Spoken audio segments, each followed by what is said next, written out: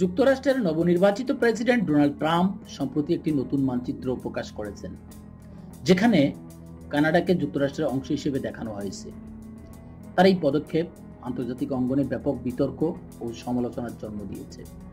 ট্রাম্পের দাবি, কানাডাকে যুক্তরাষ্ট্রের অন্তর্ভুক্ত করা জাতীয় নিরাপত্তা এবং অর্থনৈতিক স্থিতিশীলতার জন্য উপকারী হবে।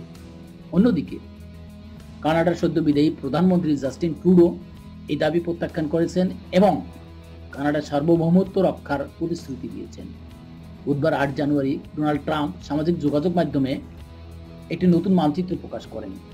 মানচিত্রটিতে কানাডাকে যুক্তরাষ্ট্রের অংশ হিসেবে দেখানো হয়েছে এবং পোস্টের ক্যাপশনে লেখা হয়েছে, ওহ কানাডা। এটি প্রকাশের পরই ব্যাপক প্রতিক্রিয়া সৃষ্টি হয়েছে।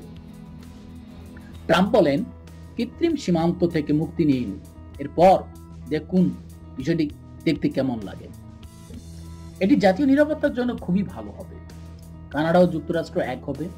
তিনি আরো বলেন, কানাডার সামরিক শক্তি খুবই দুর্বল এবং তারা যুক্তরাষ্ট্রের সামরিক শক্তির উপর নির্ভরশীল। ট্রাম্প অর্থনৈতিক শক্তি ব্যবহার করে কানাডাকে যুক্তরাষ্ট্রের সঙ্গে একীভূত করার কথা বলেছেন, তবে সামরিক শক্তি প্রয়োগের সম্ভাবনা তিনি উড়িয়ে দিয়েছেন। ট্রাম্পের মন্তব্যের প্রতিক্রিয়ায় কানাডার সদ্য বিদায়ী প্রধানমন্ত্রী জাস্টিন ট্রুডো কড়া প্রতিক্রিয়া জানিয়েছেন। তিনি বলেন, কানাডা কখনো যুক্তরাষ্ট্রের অংশ হবে না। যুক্তরাষ্ট্র এবং কানাডা একে অপরের বড় বাণিজ্যিক এবং নিরাপত্তা সহযোগী। দুই দেশের কর্মী ও সমাজ এতে উপকৃত হচ্ছে, তবে কানাডার সার্বভৌমত্ব অক্ষুণ্ণ থাকবে। ট্রুডো লিবারেল পার্টির জাতীয় যোগাযোগ মাধ্যম এক্সে একটি পোস্ট দিয়ে ট্রাম্পের মানচিত্রের প্রতিবাদ জানায় এবং একটি বিকল্প মানচিত্র প্রকাশ করে, যেখানে যুক্তরাষ্ট্র ও কানাডার আলাদা অবস্থান তুলে ধরা হয়েছে। ট্রাম্পের মানচিত্র প্রকাশ এবং কানাডাকে যুক্তরাষ্ট্রের 51তম অঙ্গরাজ্য বানানোর পরিকল্পনার পেছনে কয়েকটি গুরুত্বপূর্ণ অর্থনৈতিক এবং কৌশলগত বিষয় রয়েছে। ট্রাম্পের দাবি, কানাডার সামরিক ব্যয় এবং নির্ভরতা যুক্তরাষ্ট্রের উপর বেশি। তিনি কানাডার সেনাবাহিনীকে খুব ছোট বলে বর্ণনা করেছেন। যদিও ন্যাটো জোটের মাধ্যমে কানাডা ও যুক্তরাষ্ট্র দীর্ঘদিন ধরে একে অপরের সামরিক সহযোগী, ট্রাম্পের বক্তব্য দুই দেশের সামরিক সহযোগিতায় নতুন আলো ফেলেছে। কানাডা এবং যুক্তরাষ্ট্র দীর্ঘদিন ধরে বৃহৎ বাণিজ্য অংশীদার। উভয় দেশের অর্থনীতি পরস্পর নির্ভরশীল। North American free trade agreement, NAFTA এবং পরবর্তীতে ইউএসএমসি এ চুক্তি উভয় দেশের মধ্যে বাণিজ্যিক সম্পর্ক মজবুত করেছে। তবে ট্রাম্পের সম্প্রতি বক্তব্য কানাডা যুক্তরাষ্ট্র সম্পর্ককে নতুন চ্যালেঞ্জের মুখে ফেলেছে। কানাডার বিশাল প্রাকৃতিক সম্পদ, বিশেষ করে তেল ও গ্যাস, যুক্তরাষ্ট্রের অর্থনীতির জন্য আকর্ষণীয়। ট্রাম্প প্রশাসনের মতে, কানাডাকে যুক্তরাষ্ট্রের অন্তর্ভুক্ত করা হলে প্রাকৃতিক সম্পদের ব্যবহার আরো সহজ হবে এবং এটি দুই দেশের অর্থনীতিকে আরো শক্তিশালী করবে।